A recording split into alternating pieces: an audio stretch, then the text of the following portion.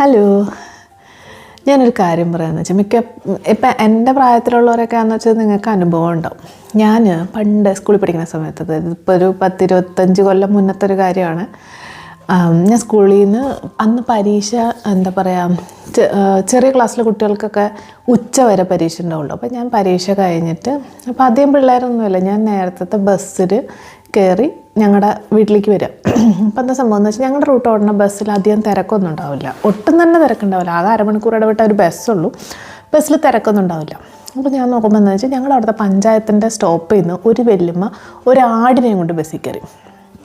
അപ്പോൾ ആടിനെയും കൊണ്ട് ബസ്സിൽ കയറിയിട്ട് അവിടെ കിടന്ന് നൊല്ലൂലി. ആടിനെ വല്യമ്മ മറ്റേ ബസ്സിൻ്റെ കമ്പിയിൽ കെട്ടിയിട്ട്, എന്നിട്ട് ആട് നൊല്ലൂലി. അപ്പോൾ കണ്ടക്ടർ ചേട്ടൻ വന്നിട്ട് ആടിനും ടിക്കറ്റ് എടുക്കണം കേട്ടോ എന്നൊക്കെ പറഞ്ഞ് വല്യമ്മേനെ കുറേ കളിയാക്കുന്നു, വല്യമ്മയും കുറേ കളിയാക്കുന്നു. എന്നിട്ട് ആട് കാട്ടോട്ട് പോയി വല്യമ്മ പറഞ്ഞു, ഈ കാട്ടോ എടുത്തോ നിങ്ങൾ പൈസയ്ക്ക്, എനിക്ക് പൈസ ഒന്നും തരണ്ടെന്നൊക്കെ പറഞ്ഞ് കോമഡിയാണ്.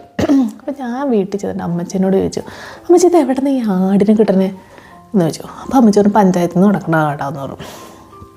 പഞ്ചായത്തിൽ നിന്ന് ആടിനെ, അപ്പം ഞങ്ങൾക്ക് വീട്ടിൽ കോഴീനെ കിട്ടിയിട്ടുണ്ട്.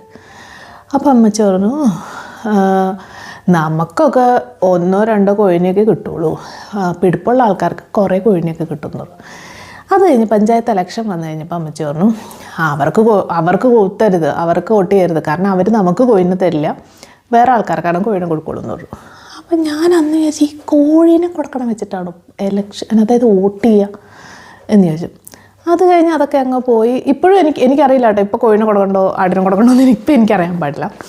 അത് കഴിഞ്ഞപ്പോഴാണ് നമ്മുടെ ഈ പൊതിച്ചോറിൻ്റെത്, അല്ലെങ്കിൽ എന്താ പറയുക, ഇങ്ങനെ ഒത്തിരി ഇപ്പോൾ ചിലർക്ക് ഇപ്പോൾ അർഹതപ്പെട്ടവർക്കായിരിക്കില്ല തൊഴുത്ത് പണിയാൻ കാശ് കിട്ടുക, അല്ലെങ്കിൽ അങ്ങനത്തെ അങ്ങനെ കുറേ ഇതൊക്കെ കിട്ടും. അപ്പോൾ അവരെന്താ ചെയ്യുന്നത് വെച്ചാൽ അതാരാണോ തരുന്നത് അവർക്ക് കുത്തുക, വോട്ട് ചെയ്യുക, അങ്ങനെ ഒരു പരിപാടി.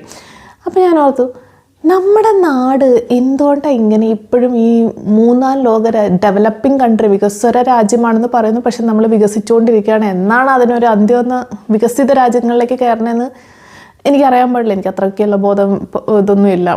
പക്ഷെ ഞാനിങ്ങനെ വിചാരിക്കുന്നത് വെച്ചാൽ, നമ്മൾ ഓരോരുത്തരും നമുക്ക് എന്ത് കിട്ടണം, നമുക്ക് ആ പാർട്ടി എന്ത് തരണം, നമുക്ക് എൻ്റെ വീട്ടിലേക്ക് എന്ത് കിട്ടണം, എൻ്റെ വീട്ടിലേക്ക് ആടിനെ കിട്ടണ്ടോ, എൻ്റെ വീട്ടിലേക്ക് കോഴിനെ കിട്ടണ്ടോ, എൻ്റെ ഇങ്ങനെ അത് നമ്മളും രാഷ്ട്രീയക്കാരും എല്ലാവരും എൻ്റെ സ്വന്തം കാര്യം എന്നാണ് വിചാരിക്കുന്നത്. നമ്മുടെ രാജ്യത്തിന് നന്മയാണോ അല്ലെങ്കിൽ അത് എന്തെങ്കിലും ഗുണമുണ്ടെന്നൊന്നുമല്ല, എൻ്റെ കാര്യം നടക്കാന്നുള്ളത്.